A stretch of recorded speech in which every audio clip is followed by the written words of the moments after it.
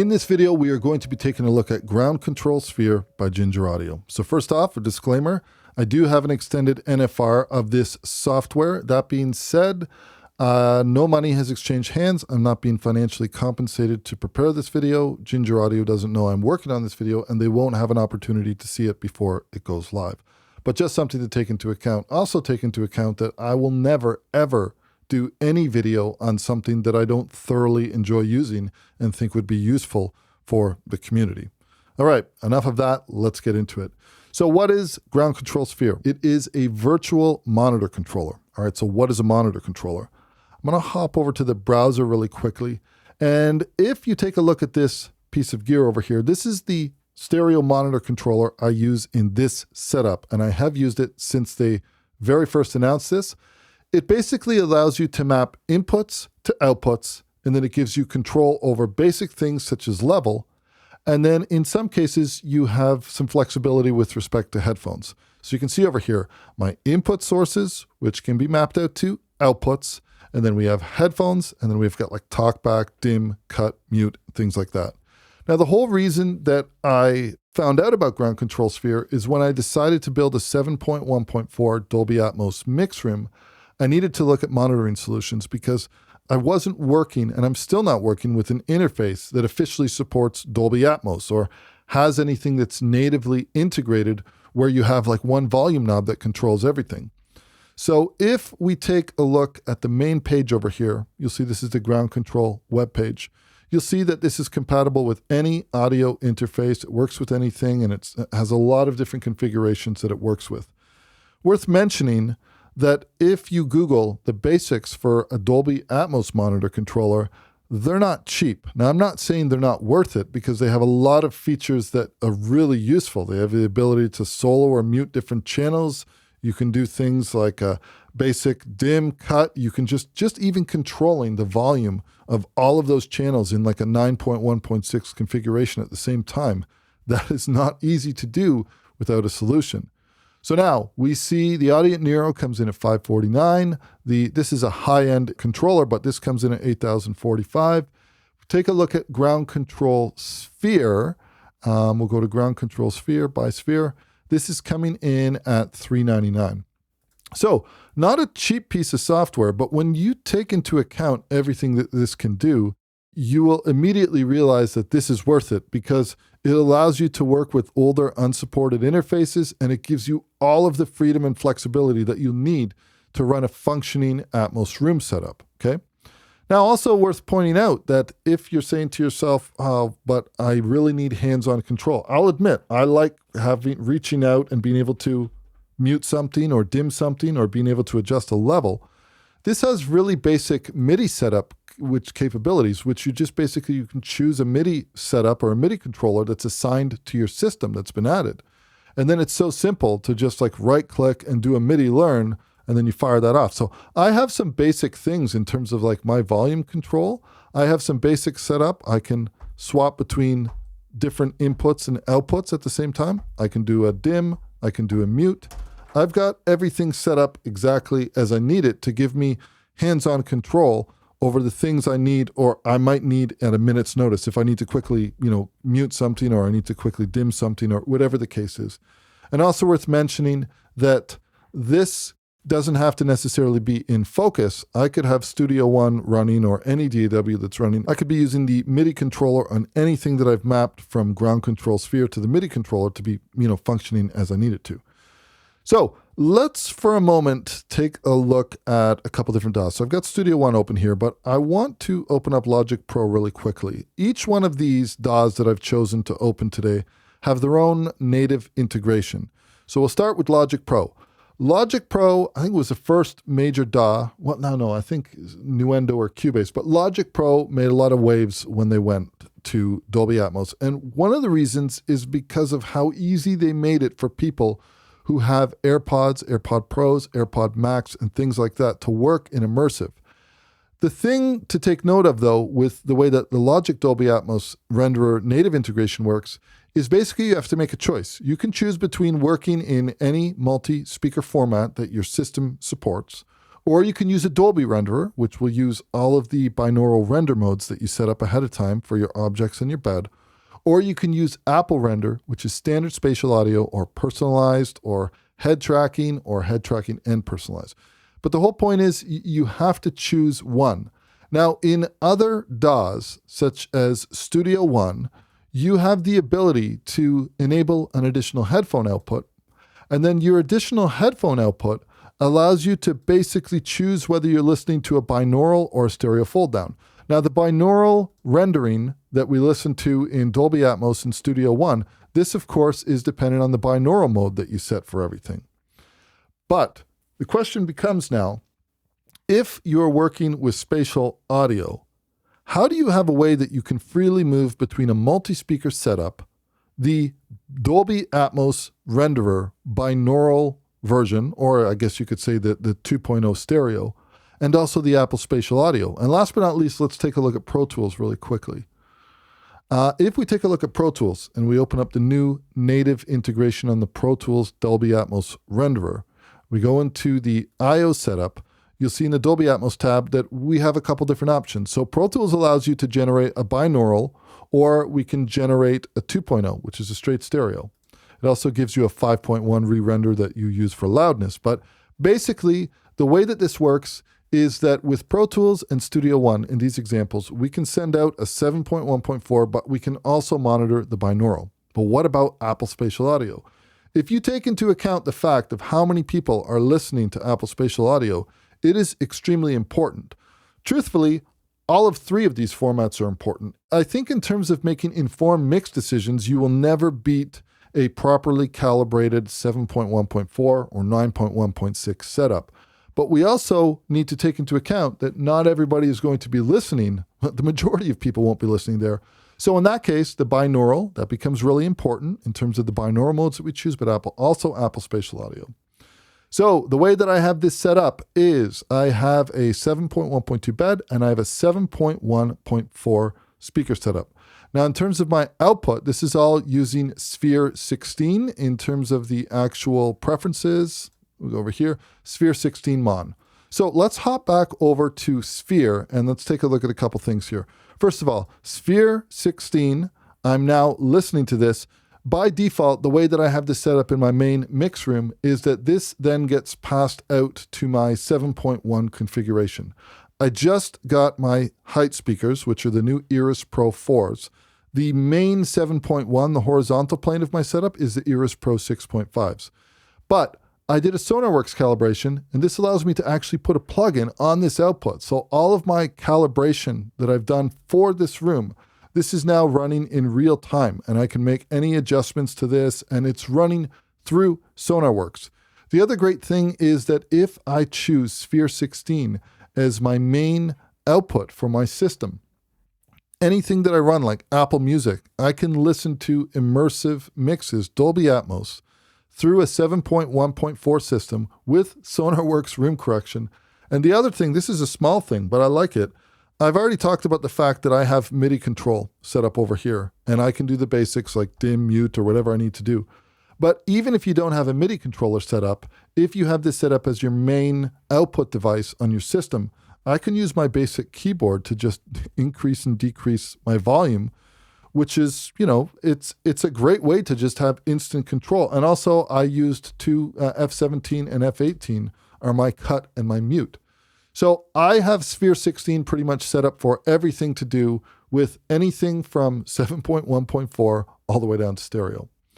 Now, here's where it gets really cool, because in Studio One or Pro Tools or anything, we have the ability to choose our routing. So for my headphone output, which is allowing me to monitor the binaural, this is going out Sphere 13, 14. If I come back into Sphere, this is what I have this set up to. This is listening to Sphere 16 Mon, and it's listening to 13, 14. The one thing that ends up happening here is that if I activate this, and let me go to this one over here, I have now routed these in a way that I can record this for the purpose of this video. If I was listening, I might be using an audio interface that has a dedicated headphone output. In that case, it might be better off to say stereo and go to either headphones 1 or headphones 2 direct. And then I could actually, if it was within reach, I could actually use those headphones. But I'm actually monitoring through my field recorder and I'm hearing everything together. So this is now being output here. So let's listen to the binaural, okay? This is the binaural mix, and this is based on the binaural settings in the Dolby ATMOS Renderer, right? If I take everything and I change it to far, now we're listening to far. We'll change it to off. Now we're listening to off. Let's change it back to mid. Okay, so that's got us covered for the Dolby ATMOS Re-Render, and we can toggle that really, really quickly. But now let's take a look at how we can listen to the spatial audio, and actually we can listen and we can toggle back and forth between the spatial audio, Apple Spatial Audio, and the Dolby ATMOS Renderer. Okay, I'm going to go back into Sphere, and if we go back to Sphere 16, this is our main 7.1.4 input. Over here, we have the ability to choose these auxes. Now, with these auxes, we can choose iRender Spatial. This is a 7.1.4 plugin. Think of this as basically this aux. Think of this as a send that automatically downmixes and downmixes correctly. So think of this as a send that's sending out 7.1.4 and then it's being downmixed to 2.0. If we go to the aux now and we open this up, I've routed this to the same output so that I can record this for the video. But now in this case, we have the ability to basically just toggle the Sphere 16, and we are using this aux-A send. We can now just activate this, and now we will be listening to spatial audio. And also I need to mention, I have already mapped out my MIDI controller so that my button over here is going to be playing the Sphere 16 and the spatial audio. So this is the Apple Music one. And then if I push the button over here, that this routes the binaural to the output C. They're both being recorded to the same output so that I can record it for this video, but I can now toggle between Apple Spatial Audio and Dolby Atmos, or the Dolby ATMOS Renderer. So let's start with the Dolby ATMOS Renderer. And I'm going to make sure that Studio One is in focus. Okay. So this is the Dolby ATMOS Renderer, okay? Binaural. And that is based on the actual settings that we have over here, which is like mid and everything like that. Now let's go to Apple Spatial Audio. So now this is actually being passed, and this is being passed through this plugin over here. Let me just close this for a moment. And let's open up iRender Spatial. So this is now basically 7.1.4 to 2.0. And this is giving us the basic feel as if though we're listening through Apple Spatial Audio. And you have the same choices here: binaural static personalized, binaural head tracking, and binaural head tracking and personalized. So let's restart playback over here. Okay, go back into Sphere, and we will play, we'll start off with the Apple Spatial Audio, and now we're going to go to the binaural. I'm doing this in real time. Okay, that's what's really interesting about this. Now I'm going to stop for a second.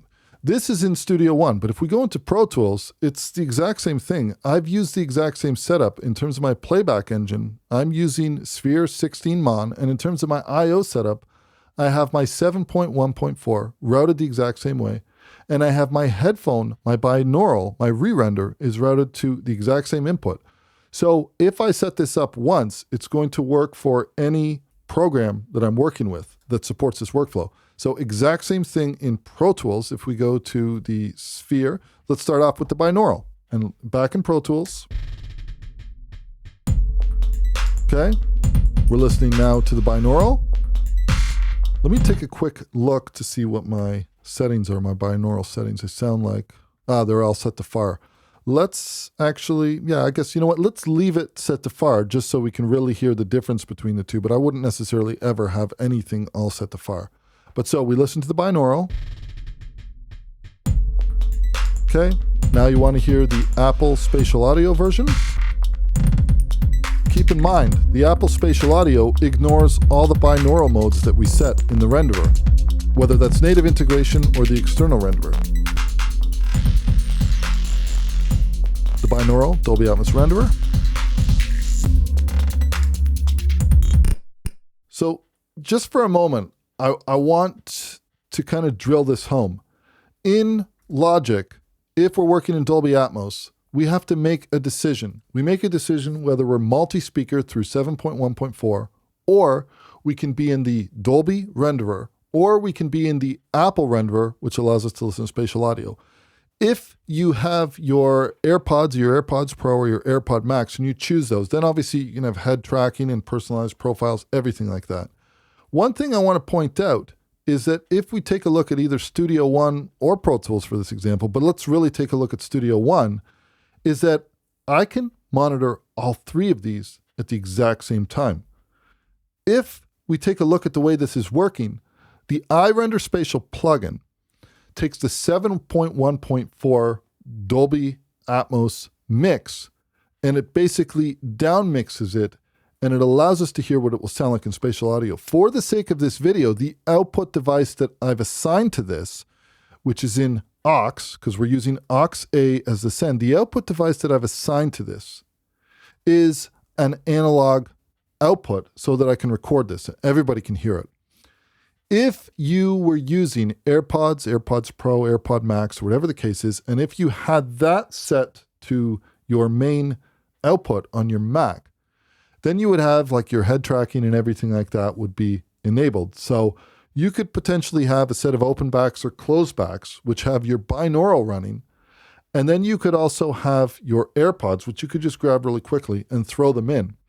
But like I said, these are all running at the same time. And if you really, really wanted to, this would be really, really messy, so I won't do it. But if you really, really wanted to, you could basically have it so that you could have multiple outputs, multiple inputs that are being routed at the same time. Now, a better way to do this would probably be to use a Q-Mix. And this is the last thing I'm going to cover, and then we're going to wrap this video up, is that if you take a look at something like, for example, the binaural, notice that you have a Q. You have a Q that's activated. This means that you don't even have to have this speaker activated at all. You don't have to have this activated, this input, and it will be passing to the Q. So if I take a look at this and I press play, let's actually go to our binaural for a moment, which is using the Dolby ATMOS Renderer in Studio One. Let's go ahead and press play. Okay, so we're listening to binaural. Again, let's actually go to stereo for a second. So you can see we can even monitor the stereo full down, right? So this is Apple Spatial Audio. There's our Apple Spatial Audio. Here's our 2.0 because that's what we're monitoring here. Let me pin this for a moment. Oops, I unpinned it. And now we're back in the binaural. And let's make this obvious. Let's go select all, and we'll go too far. Now you can hear a drastic before and after. But the point that I'm trying to make here is that if you were setting this up, what you would essentially want to do is have this running all the time. So we could actually go to our Q-Mix and assign any output. Again, I'm using an output for the sake of demonstration so that I can record this to a separate track. We can now just activate our Q-Mix and we can dial up our level over here. And I'm going to deactivate this output. So now, watch this too. I also have my Q set to my Atom as well. So I can adjust the Q, the on and off state of the Q, and the level. So watch this. I'm going to start dialing this up. And I need to press play. Right? So there we're slowly dialing this up, and I can activate and deactivate my Q. Now the cool thing about the Q is independent of the cut. So if I cut my mains by muting them, then all I have to do, I could leave the Q activated and just turn it up and have a set of headphones. So I could quickly just grab these on, and then I could leave the Q active all the time, and then I could just turn this up. And then keep in mind, if we have these set up so that we have like multiple ones together, then we could actually have this set to be going to the outputs, but they could be cut. So we could just grab our Q level and turn it up and down. Now, one last thing I want to show. is let's go back to playing this. Let's go back into Sphere. On the cue, let's turn this up a little bit. Let's deactivate this output. So now all we're listening to is just the binaural, and this is being sent to the cue, which is headphones only. If I wanted to listen to room correction, that's something that we can do as well. So I'm going to stop playback for a moment. Let's click these three dots. And if we go to our plugin, oh, I already have my room correction on there, right? So now I can disable or enable this plugin. And this is for the wrong headphones. So I would have to go to my Apple PM3s. But either way, you get the idea here. Any set of headphones, if I wanted to go to my 7506s or anything like that, we can listen to our cue through calibration. So what are we listening to? We're listening to a binaural fold down, a binaural re-render, going through a calibration profile to correct for the headphones that we're using. But we are also able to listen to a multi-speaker version, and we're also able to listen to the spatial audio version. So we can do so many different things at once here. It's kind of insane. All of this functionality built into one virtual monitor controller. Overkill if you're just working in stereo. If you're just working in stereo, I would check out the Room plugin. I think I don't know if it's Ground Control Room or what it's called. What is it called? Yeah, Ground Control Room. I've never used it, but I assume that it's built around the same framework. But in terms of a solution that allows you to monitor in certain DAWs, like for example, Studio One and Pro Tools with the native Dolby ATMOS Renderer, and even if you're using the external Dolby ATMOS Renderer in, for example, Pro Tools or another software application that supports it, you have the ability to map the binaural headphone re-render. You can map that out to something different. So this mapping that I've set up over here, I can't imagine any other software that would allow you to do all three of these things at the same time. So that is Ground Control Sphere by Ginger Audio. Such an awesome solution. And for the cost of $399, you have so much functionality. And get yourself a basic MIDI controller. If you do need that hands-on control, you got it. You can do basics in terms of speaker switching. You can do basics in terms of dim, cut, mute, whatever you need. I can't think of a better solution that allows people to get going with a potentially unsupported interface. You can make anything work. It is absolutely brilliant. So that is Ground Control Sphere by Ginger Audio. I hope you enjoyed the video. A little longer than I wanted to make it, but definitely a winner. And if you're in the market for any virtual monitor controller, they also have other products too. They have something specifically for podcasting and things like that. Definitely a really cool company. I haven't seen a lot of content, so I definitely wanted to cover this. Anyways, that's it for this video. Hope you enjoyed it. Catch you in the next one. Cheers.